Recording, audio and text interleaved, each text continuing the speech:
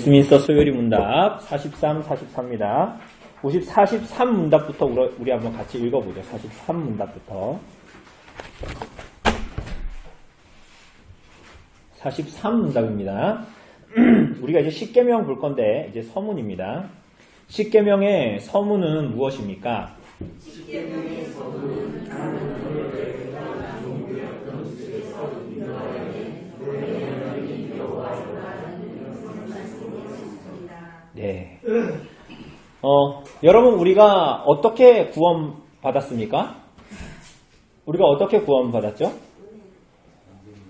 예, 무슨 은혜로 구원을 받았어요? 그 은혜의 내용이 뭡니까? 그렇죠.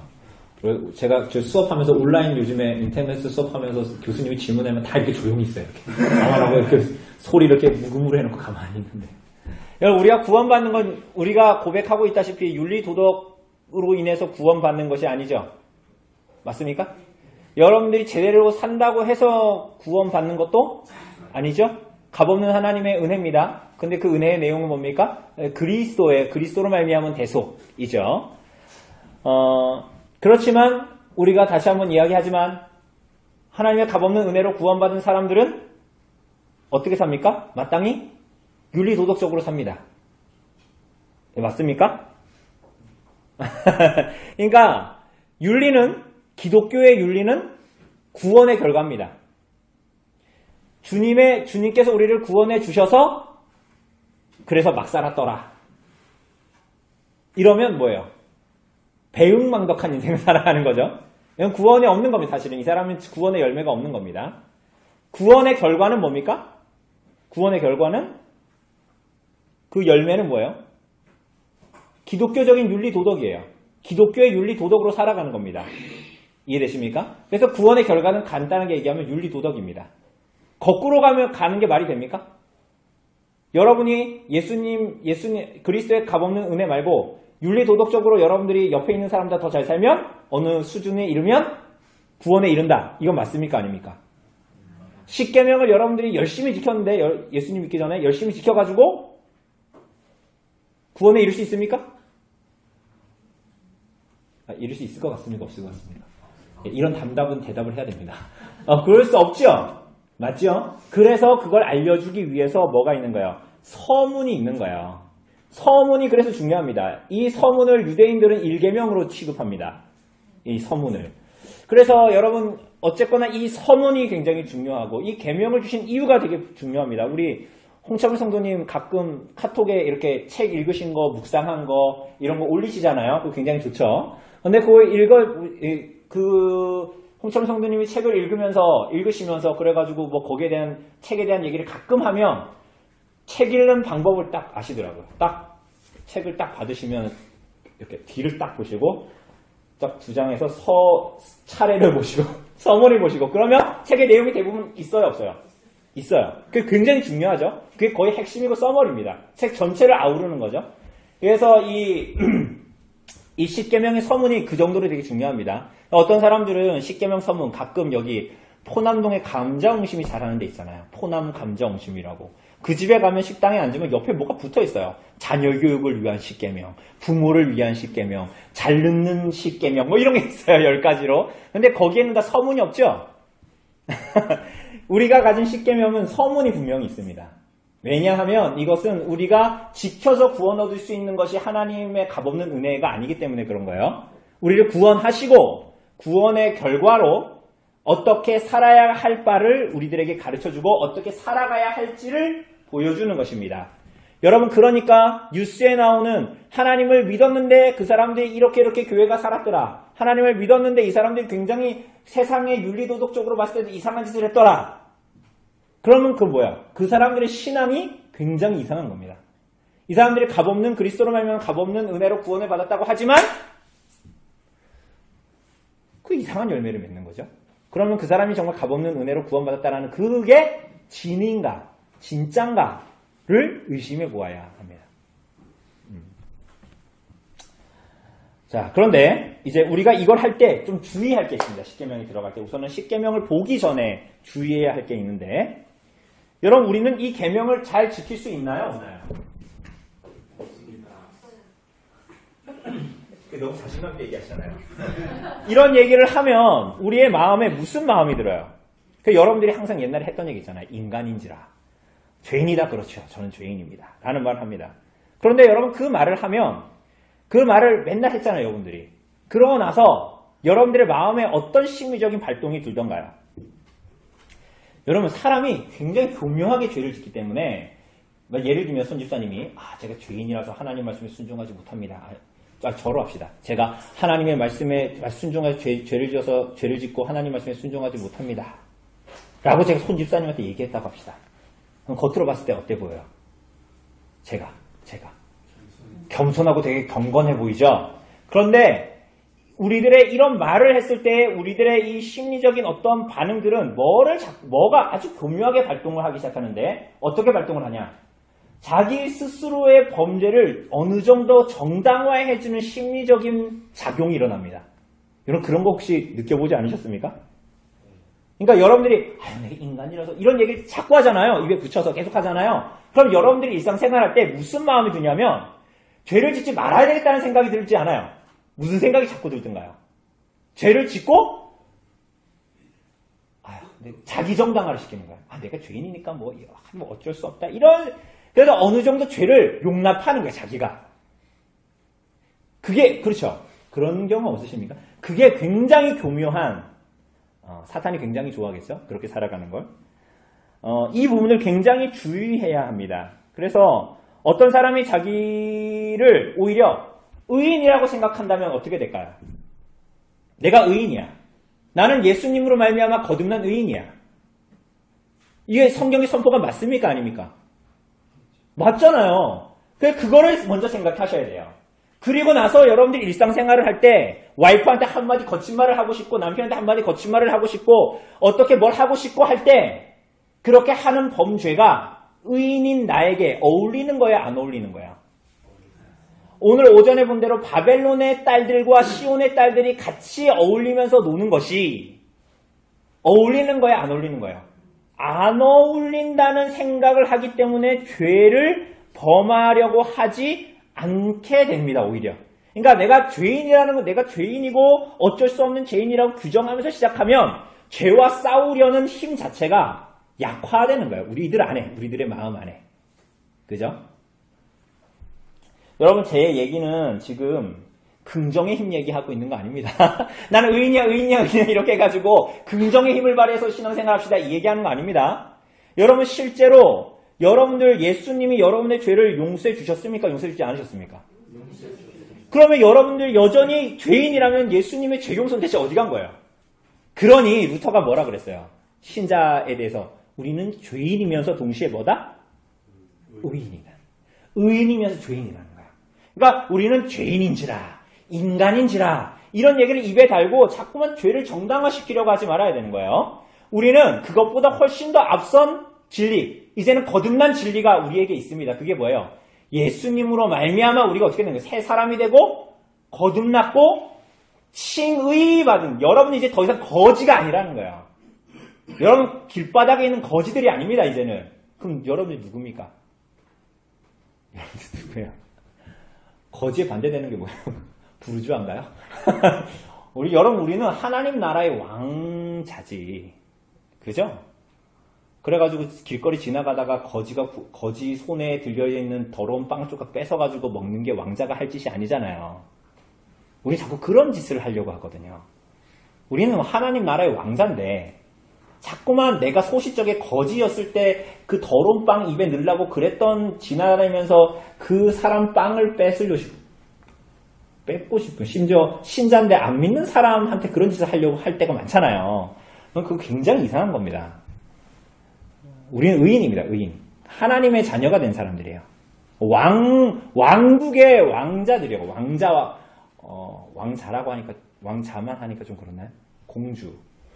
오늘 케이크의 엘사 이런 거. 그러니까 우린 더 이상 그런 유가 아니라는 걸 꼭 기억해야 됩니다.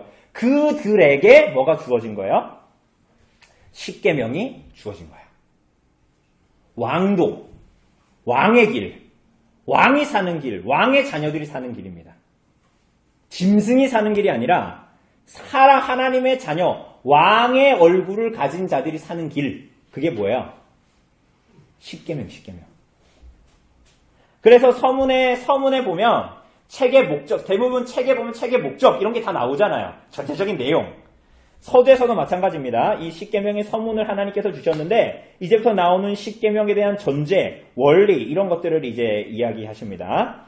그래서 서문에 보면 나는 너를 애굽 땅 종되었던 집에서 인도하여 낸 너의 하나님 뭐다?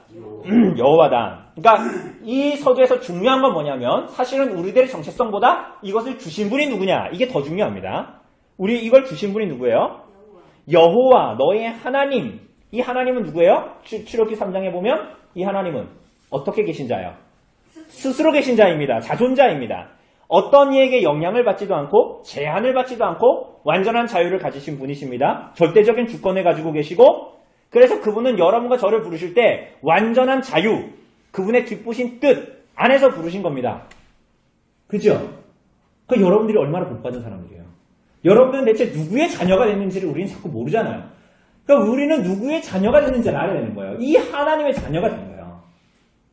절대적인 주권을 가지고 있고 완전한 자유로 기쁘신 뜻으로 여러분이 뭔데? 그러니까 기쁘신 뜻, 그 하나님의 말할 수 없는 자비와 긍휼이 우리에게 베풀어진 거야. 여러분들이 택함을 받았어요. 로또도 이런 로또가 있나? 그죠? 기쁘신 뜻이에요. 이건 정말 우리들의 영혼을 감싸고 있는. 우리가 하나님 앞에 달려가야 되는데 이 땅 해가지고 여기까지 오는 사람 하나님의 자녀가 될게 라고 하신 것도 아닙니다. 이 길은 우리에게 주어져 있지만 완전케 하실 것이지만 이 시작을 이미 하나님께서 하셨기 때문에 기어가든 뛰어가든 뭐 어떻게 가든 간에 여기까지 온 사람이 하나님의 자녀가 될 거야가 아니라 이 경주 자체로 누구를 부르신 거예요? 여러분과 저를 부르셨어요. 그래서 여러분들이 여기까지 와야 너는 구원받는다가 아닙니다. 이제는 도장을 찍고 너가 기어오든 너의 인생에 내가 좀 페널티를 줘서 기어오든 뭐 걸어오든 쩔뚝거리면서 오든 내가 너의 인생을 내가 붙든다. 그리고 너는 너의 쩔뚝거리는 기어가는 걷는 걸음에서 이 말씀에 따라서 쩔뚝거리면서도 기어서 오든 나를 쫓아라. 나를 사랑해라. 이렇게 말씀하시는 것입니다. 그래서 하나님은 우리와 이런 교제를 하고 싶어서 우리를 죄에서 구속하신 하나님이십니다. 그러니까 선하신 분이십니다. 하나님은 선하신 분이에요. 철로역정에 나오는 율법사내에서 모세처럼 우리를 막 이렇게 하려는 분이 아니라는 거예요. 우리를 선한 분으로 스가랴서에 보면 성전에 오게 해가지고 성전을 다시 재건하게 개고생을 시키는 그래가지고 기뻐하려는 그런 어떤 가학적인 하나님이 아니라는 거예요. 하나님이 여러분들이 막 고통스러워하고 하나님 말씀에 막 고통스러워하면서 이걸 지켜야 되나 막 이렇게 살아가는 것을 보면서 막 기뻐하고 흐뭇해하고 그런 분이 아닙니다. 하나님은 선하신 분이십니다. 우리는 자꾸만 우리가 가진 눈으로 누굴 보려고 해요. 그죠? 대부분 사람들이 어떤 사람에 대해서 말을 하는 거 보면 저 사람은 좀 뭔가 꼬롬해. 저 사람은 뭔가 말하거나 행동하는 게 나에게 숨기고 있어. 라고 생각하는 사람은 대부분 자기가 다른 사람한테 그래요. 그래서 그 사람이 그렇게 보이는 거거든요, 자꾸. 여러분, 하나님은 가학적인 하나님이 아닙니다.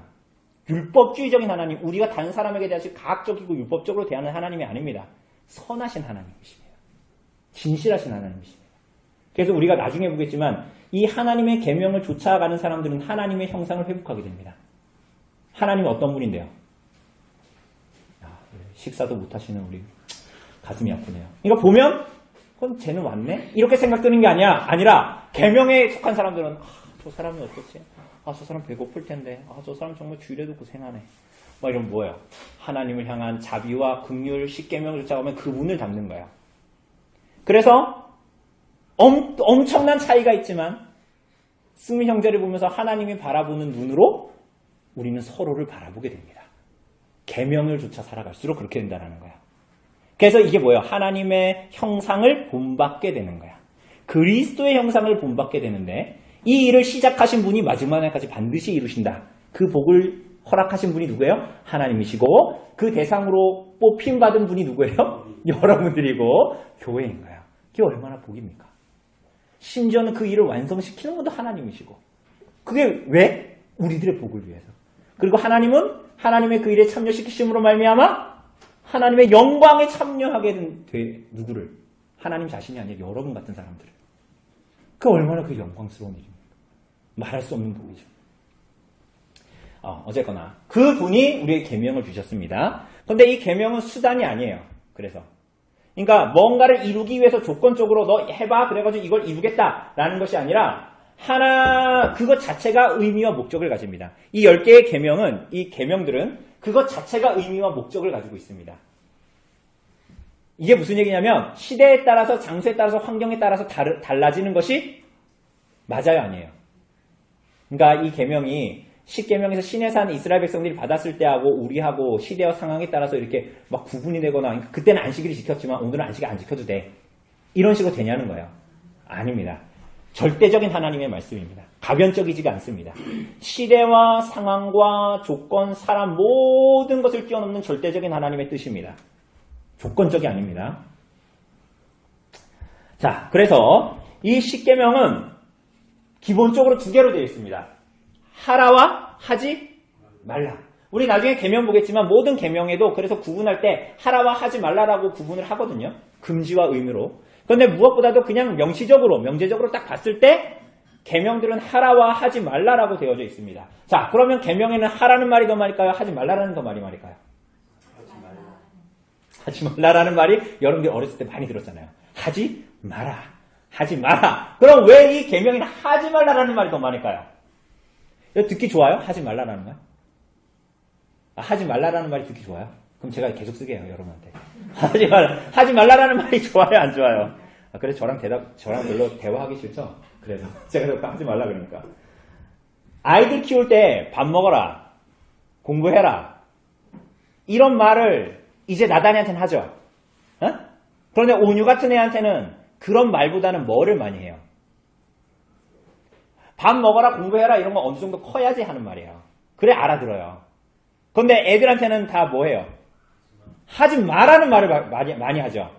그죠? 우리 청소했잖아요. 우리 그 주일날에 청소하고, 그때 뭐 뜨거운 거 조심해라. 그거를 만지지 마라. 그거 드름나무니까 그 나무까지 만지지 마라. 날카로운 거 가시 조심해라. 하지 마라. 이런 얘기를 막 하죠. 왜 그럴까요? 이런 것도 보편적인 이제 교육의 방식이죠. 어렸을 때는 못 알아들으니까 하지 말라고 그러는 거죠.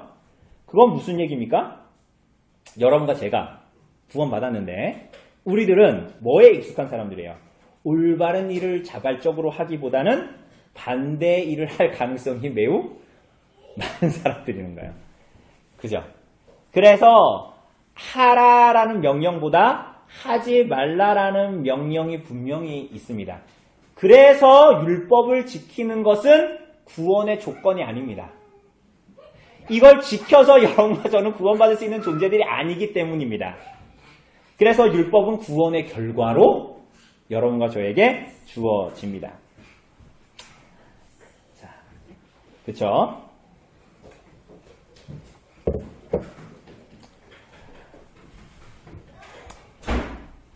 그래서 이런 구원의 역사가 없다면 이 계명을 지키는 것이 구원에 대한 어떤 이르는 길 이런 게 돼야 되겠죠? 그게 아니라 다시 한번 얘기하지만 윤리는 구원의 결과다. 이것을 꼭 기억해야 하고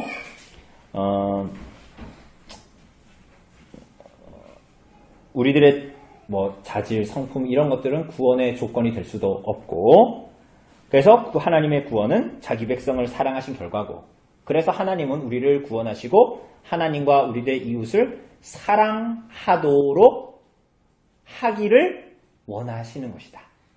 이렇게 말할 수가 있습니다. 그죠? 그래서 이 계명들에 대한 순종은 다 사랑의 계명 안에서 지켜져야 합니다. 그죠? 우리가 하라와 하지 말라만을 명제를 붙들고 어떤 사람을 판단하기 시작하면 그건 다 뭐가 돼요? 율법주의가 되잖아요. 그죠? 제 말이 이해되십니까? 근데 이 계명들에 대한 순종은 분명히 이 계명들이 나와 있지만 이 모든 것들은 어디 안에서요? 사랑의 그 원리 안에서 이 계명들을 적용하고 해석하고 그렇게 해야 된다는 거예요. 그죠?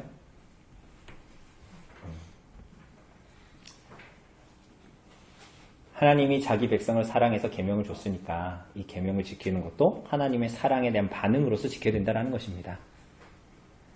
그죠? 그렇지 않다면 그게 만약에 반대로 주어진다면 우리는 계명을 지켜서 하나님께 사랑을 받으려고 하는 거니까요. 그게 아니잖아요, 우리는. 그죠? 그러니까 우리가 서로를 대할 때도 심지어 자기 자신에게도 마찬가지입니다. 사랑의 계명으로서 이것들을 순종해야 돼. 이 계명을 지키는 것은 내게 하나님께서 짐을 지어주는 거야. 이렇게 되지 않고 하나님이 나를 사랑해 주셨기 때문에 나는 하나님과 이웃을 사랑하는 방편으로서 계명에 순종하는 거다. 사랑의 원리입니다. 사랑의 원리. 이것을 꼭 기억하셔야 됩니다. 그러니까 아이들한테 우리가 가르칠 때도 우리가 뭐 아이들 가르치는 우리 승미 형제도 있고 우리 어머니 아버지들도 있지만 계명을 가르칠 때에도 너 이렇게 하니까 너 이거 거짓말하지 말라 그랬잖아. 이거 제가 주로 하는 방식이죠. 너 이렇게 이거 거짓말하지 말라 했는데 거짓말 이게 나쁜 놈. 이렇게 이게 이제 저의 방식인데 이건 나쁜 방식입니다. 좋은 방식은 뭡니까?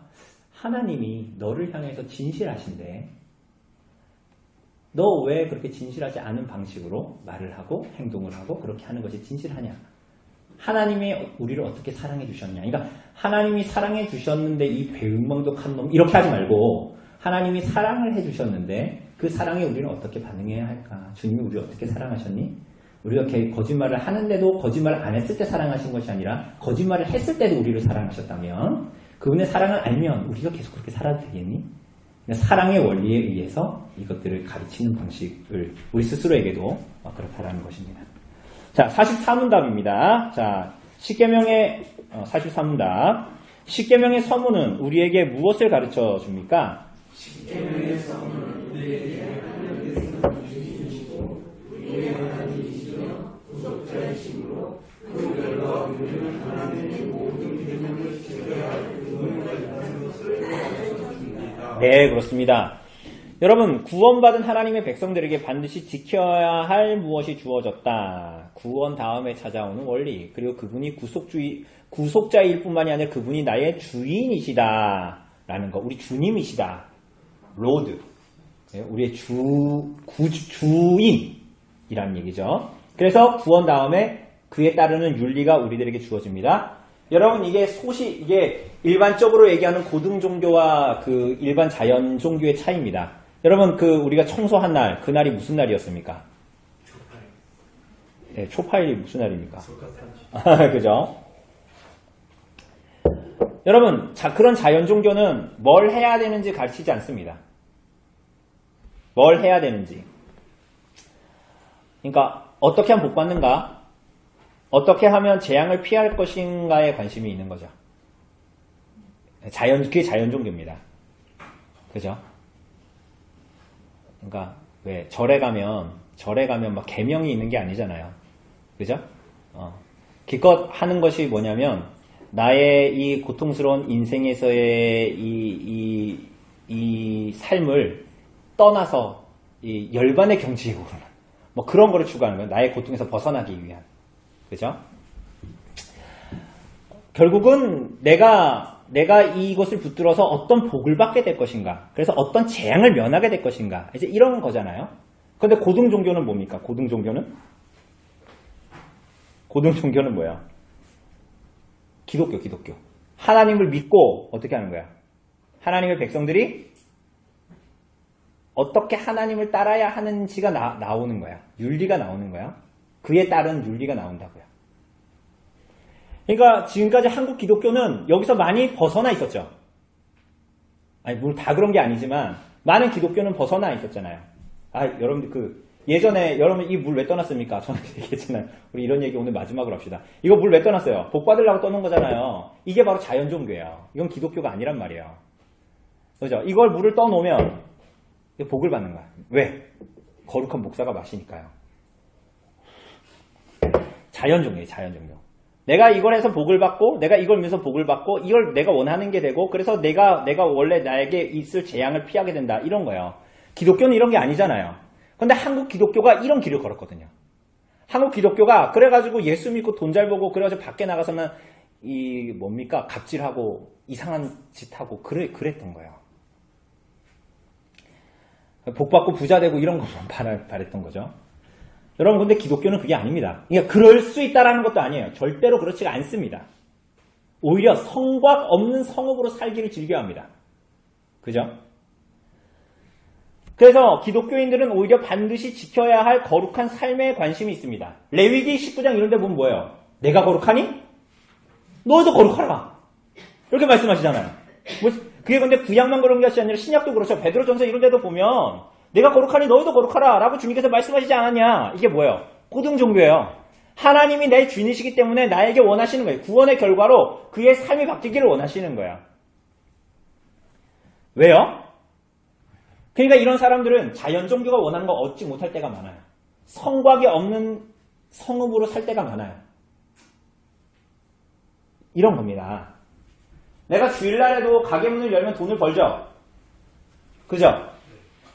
내가 직장을 구하는데 우리 손집사님 주일을 범할 것 같으니까 그 수술 이후에 주일날에도 가야 되는 그 직장을 포기하셨잖아요. 그러면 그렇게 그런 선택이 뭐예요? 우리들의 삶에는 고난이에요. 그런데 이거는 자연종교를 믿으면 있을 수 없는 일입니다. 왜냐하면 자연종교는 어쨌거나 나의 복을 위해서 있는 거기 때문에 이 신은 내가 원하는 걸 들어준 거 바알신 같은 거거든요. 그런데 그렇지 않고 오히려 기독교를 복음을 진실하게 믿는 사람들은 그렇지 않은 선택을 하게 돼요. 다른 사람들은 성벽을 막 짓느라고 애를 쓰는데 성곽 없는 성읍으로 살기를 그냥 자기가 자처합니다. 그래서 때로는 고난으로 들어가요. 때로는 주일날에 가게 문을 여는 게 훨씬 돈을 많이 벌 텐데 그렇지 않은 삶을 살아요. 그냥 직장도 내가 그렇지 않은 방식의 하나님 뜻에 떠나서 그런 직장 생활을 해야 되는데 이러면 돈을 많이 버는데 그렇지 않은 거는 사실 좀 어렵고 나한테도 힘들고 그렇지만 내가 하나님 말씀에 조금 순종할 수 있어. 그러면 사람들이 이걸 선택하는 거예요. 고난에 참여하는 것입니다. 여러분 이건 고등종교에서만 가능한 일입니다. 자연종교에서는 이런 일은 불가능한 일이죠. 이렇게 원인도 있습니다. 왜 이런 선택을 하냐 그게 중요합니다. 내 건강 때문에 이걸 한다. 이러면 자연종교와 별 다를 바가 없지만 이렇게 선택하는 이유는 뭐예요? 나를 구속하신 주인께서 이걸 원하시기 때문인 거예요. 그거를 영어로는 로드십이라고 얘기하는 거예요. 주님이 나의 주인 되시기 때문에 주님이 원하시는 방식대로 내 삶을 내 주권을 내려놓고 하나님의 주권을 붙든다라는 거예요. 그래서 하나님은 고난에 참여하는 하나님의 백성들을 불러내셔서 어떻게 하시는 거예요? 거룩한 백성, 거룩한 나라로 우리를 만드시기 위해서 우리에게 뭘 주신 거예요? 십계명을 주신 거예요. 그죠? 여러분 그래서 우리가 십계명을 공부하고 연구하고 여러분의 삶에 깊이 적용하려고 하고 왜 예수님은 살인하지 말라라는 계명을 주셨을까? 그 계명의 의미는 뭘까? 성경 전체에서 무슨 의미지? 라는 것을 연구하고 교회적인 삶에 우리의 삶에 적용하는 것은 하나님 아버지의 뜻에 순종하여 천국에 합당한 자로 행하는 방식의 삶입니다. 그러니까 십계명을 알아야 됩니까? 몰라야 됩니까? 알아야 되는 거예요. 그런데 우리는 또 여기서 중요한 게 있어요. 또 여기서 함정에 빠지는데 자꾸 무엇을 하지 말아야 된다라는 방식으로만 계명을 붙들어요. 그러니까 내가 이거 하지 않으면 되지 뭐. 이거 되게 소극적인 방식이잖아요. 요것만 안 하면 되지 뭐. 하지 말라는 것만 안 하면 되지 뭐. 그러니까 우리 아이한테 야 이거 어지르지 마라 했는데 어지르지 말아야지 하고 청소는 안 하는 거예요. 이해되시죠? 방 어지르지 마라 했는데 안 어지를게요. 그 대신에 청소도 안 해. 이게 맞는 얘기 안 맞는 얘기예요. 그러니까 우리는 계명을 이런 식으로 받아들이면 안 돼요. 어지르지 마라라고 했다고 청소도 하지 말아야지? 이렇게 되면 돼요? 안 돼요? 안 되는 것입니다. 그래서 칼뱅은 뭐라 그랬냐면 하지 말라라는 계명에는 무엇을 하라라는 뜻이 숨겨져 있는 것이다. 이렇게 얘기합니다. 그래서 저기에 있는 계명들은 금지된 계명을 얘기하면서 그 의무들도 계속 얘기합니다. 살인하지 말라라는 것은 살인만 하지 말라라는 것이 아니라 오히려 생명을 귀중하게 여기고 죽음보다 삶을 선택하고 살아있는 것을 돌보라는 것입니다. 간음하지 말라라는 것은 간음만 피하라는 것이 아니라 부부의 세계 이딴 드라마만 보지 말라는 것이 아니라 올바르게 가정생활을 하고 올바른 관계를 가지라는 것입니다. 탐내지 말라라는 것은 욕심만 내지 말라라는 것이 아니라 네가 가진 것으로 다른 사람들과 나누라는 것입니다. 하지 말라라는 것은 하라는 적극적인 의미를 가지고 있는 거야. 이해되십니까? 여러분 가끔 기독교인들이 좀 까탈스럽다는 얘기 많이 듣죠. 저는 제 아내한테도 제가 까탈스럽다는 얘기를 많이 듣습니다. 여러분 제가 청소기를 LG 거를 샀었는데 제가 전에도 한번 얘기했던 것 같은데 배터리가 거의 1년 만에 배터리가 안 되는 거예요. 그 청소기 배터리가 충전을 해도 안 되는 거예요. 무선이었는데. 근데 그거를 배터리를 가는데 20만 원인가 30만 원인 거예요. 그거 너무 비싸잖아요. 안 비쌉니까? 비싸잖아요. 그 청소기 값이랑 거의 맞먹는 얘기잖아요. 그래서 전화를 했죠. 전화를 해서 따지고 컴플레인을 따지고 가가지고 제가 이룰 수 있는 곳에 이르러서 했더니 무상으로 갈아줬어요. 기쁩니까? 여러분? 마음이다. 내일 가죠? 감사합니다. 내일처럼 이렇게 해주셔서. 여러분 그렇게 하는 이유는 뭡니까? 제가 까탈스러운 목사라서. 여러분 그러니까 내가 열받아서 야 내가 내 돈 주고 샀는데 열받아가지고 이걸 도저히 내가 내 돈으로 못 가겠다. 열받아. 이래가지고 그렇게 따지는 게 아니라 결국은 이거를 가만히 놔두면 무슨 일이 벌어져요?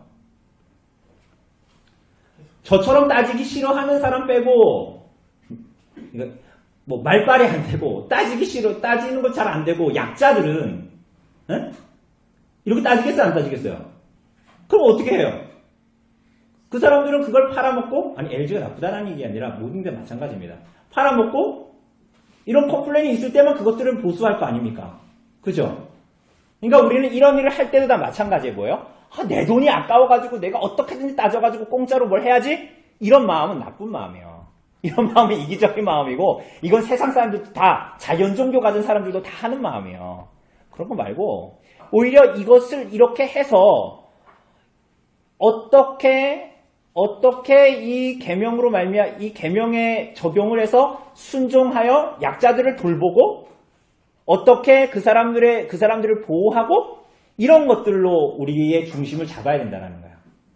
내가 열받아서 그런 게 아니라 그죠? 그래서 우리는 이런 거 하고 나는 이번에 이래가지고 내 말빨로 이렇게 따져가지고 일 끝났으니까 됐다 하고 끝나면 안 돼요. 그죠? 이것은 정말 나만을 위한 거예요. 그러면 정말로. 그건 굉장히 이기적인 방식이죠. 그러니까 이런 은사나 모든 것들은 무엇을 하려고 주셨는가를 잘 고민해 봐야 됩니다. 계명도 마찬가지라는 거야. 계명도 그냥 소극적으로 뭘 하는 것이 아니라 적극적인 의미로 하라라는 적극적인 의미, 그리고 내가 가진 것으로 다른 사람들과 나누라는 의미, 탐내지 말라라는 그 계명도 이런 의미를 가지고 있습니다. 그래서 하지 말라라는 계명은 손 놓고 소극적으로 살아라. 하지만 말라가 아니라 이것만 하지 말고 그 외에 이것과 관련된 일들을 하라. 훨씬 더 적극적인 의미를 가지고 있는 계명들이다라는 것을 기억해야 됩니다. 그리고 이 명령을 지키는 자에게는 하나님께서 복을 주십니다. 그렇죠? 그리고 언약의 내용을 지키지 않으면 어떻게 됩니까? 어떻게 됩니까? 언약의 내용을 지키지 않으면.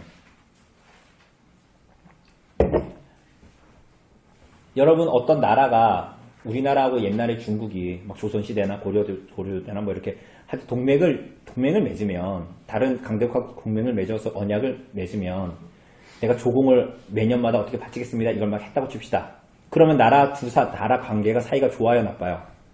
잘 바치면 좋죠. 근데 안 바쳤어요. 그럼 어떻게 될까요? 나빠지면 어떻게 나빠질까요? 그때는 굉장히 동물적이잖아요. 어떻게 해요? 전쟁 군사를 끌고 내려오죠. 그죠? 그럼 이 나라에는 복이 돼요, 저주가 돼요? 저주가 되죠. 그죠?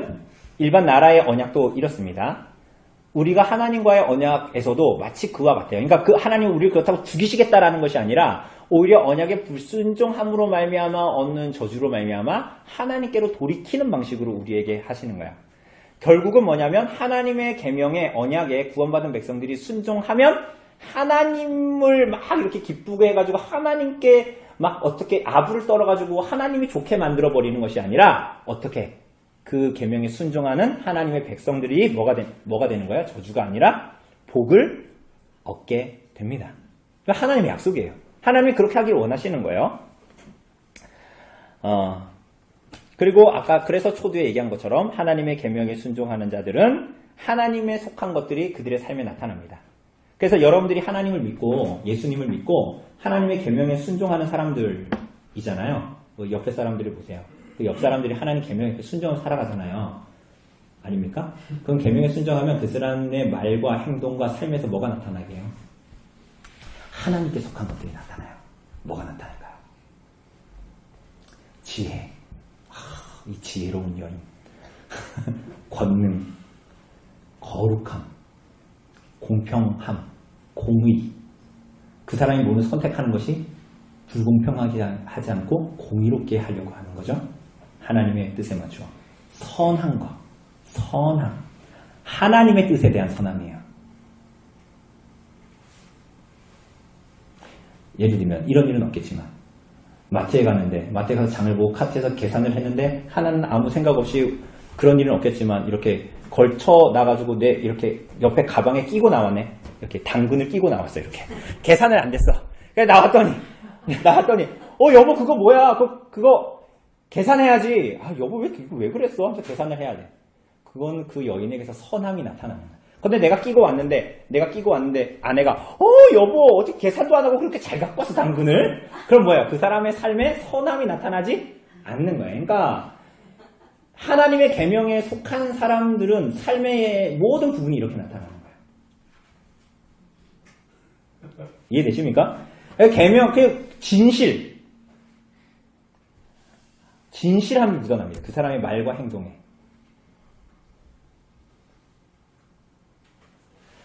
그죠? 아까 기현 형제랑도 막 말하면서, 기현 형제가, 정말, 앵무새 같으세요. 라고 얘기를 하면, 그냥 고지고대로 잘 받으면 돼요. 하하하, 재밌네. 근데, 우리는 이게 진실하게 사람들을 대해야 돼. 그러니까, 우리나라 사람들이 진실하지 못해요. 왠지 아세요? 오늘 닭강정 맛있었습니까? 맛없었습니까? 맛있었죠? 동해에서 온 닭강정입니다. 맛있었죠? 근데 사람들이 때로는 맛이 없는데 여러분들이 진실로 저에게 말한 거죠. 예리잠이 있어서 말한 거 아니잖아요.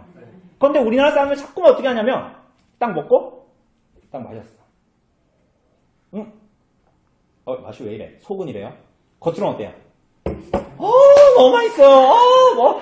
이런 건 처음이야. 40평생 처음이네. 이러는 거야. 진실하지 않은 거야. 그래서 사회생활이 어려워요. 한국 사람들은. 여러분 그래서 어려운 거예요. 한국 사람들이 이게 체면 치레하는 거거든요. 근데 그게 하나도 진실된 게 아니에요. 그게 사회를 어렵게 만들어요. 집에 가서 생각해야 되잖아요. 저 사람이 앵무새 같다고 한 얘기는 대체 무슨 의미입니까? 그냥 앵무새 닮아서 앵무새 같다라고 얘기한 건데 앵무새라는 새의 그 본질과 걔가 앵무새의 그 성격이 뭐지? 이런 생각을 하잖아요. 여러분 이게 안 좋은 거예요. 그러니까 좀 진실할 필요가 있어요. 그러니까 성경이 말하는 예하면 예하고 아니하면 아니에요. 하나님을 믿는 사람들은 점차로 계명에 순종하면 그의 앞모습이 뒷모습이에요. 얘가 얘인 거예요. 다른 생각할 필요가 없어요. 서로를 대할 때도 그래요. 계명에 대해서 순종하는 사람은 진실되게 됩니다. 왜? 하나님 진실하신 분이잖아요. 여러분 믿는 하나님이 꼬름한 분입니까? 하나님이 여러분 꼬름한 분이에요. 여러분한테? 막 여러분 계명에 순종하라 그래놓고 이래가지고 하나님 뒤에서 이득 보는 분이에요? 하나님이 그런 건 아니잖아요. 그를 믿고 그의 계명에 순종하는 사람은 하나님께서 그에게 복을 주시겠다라는 그 약속을 믿는 사람들은 정말 그렇게 살아가요. 하나님을 닮아가요.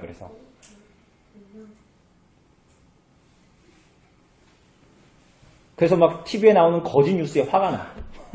유언비어에 화가 나야 돼요, 여러분. 그냥 세상은 그렇거니 하면 안 돼요. 그 뉴스에 얼마나 많은 사람들이 속아 넘어서 사람들을 욕하고 그럴 거예요. 얼마나 많은 사람들이 미혹할 거야. 그런 것들을 미워하고 하나님을 사랑하는 방식으로 그렇게 하는 방식의 삶을 추구하게 됩니다. 그래서 시편 1편 2절에서 3절 말하는 것처럼 십계명을 즐거워하고 묵상하는 자는 어떻게 해요? 시냇가에 심은 나무가 철을 따라 열매를 맺으며 그 잎사귀가 마르지 아니한 같으니 그가 하는 모든 일이 다 형통하리로다. 그를 통해서 하나님의 뜻이 이루어질 것이다. 로마서 8장이 말하는 대로 모든 것이 합력하여 선을 이룰 것이다. 라는 약속이 교회의 성도들에게 주어지고 있는 것입니다. 여러분 그게 여러분과 제가 받은 복이에요. 존재가 복된 존재로 우리는 부름을 받았어요. 그죠? 그러니 이 세상에 하나님의 창조물이 아닌 게 어디 있겠습니까? 그래서 십계명을 잘 지키는 사람은 이 땅에서 유익을 얻게 돼요. 하나님으로부터 말미암은 복을 누리게 됩니다. 사람이 사람다워집니다. 여러분, 사람이 사람다워져요. 하나님이 돈을 주셨는데 돈만 붙들고 살면 사람이 돈처럼 돼요. 우상을 붙들면 우상을 닮아가거든요. 십계명을 붙들고 하나님을 사랑하는 자는 어떻게 돼요? 하나님의 형상을 점점 드러내게 됩니다. 사람이 정말 사람다워집니다.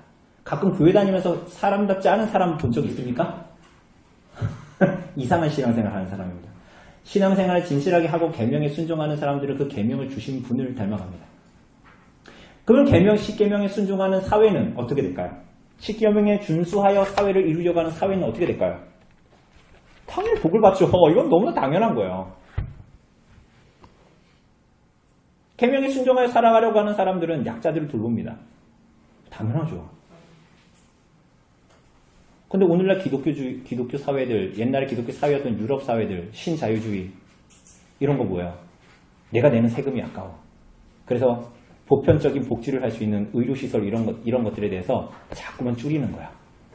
그래서 내가 낸 세금은 내가 좀 받아서 누리고 돈 많은 사람은 병원 갈 수 있고 그렇지 않은 사람들은 그렇지 않은 방향으로 나가. 이게 신자유주의거든요. 트럼프도 이런 걸 이제 추구하죠.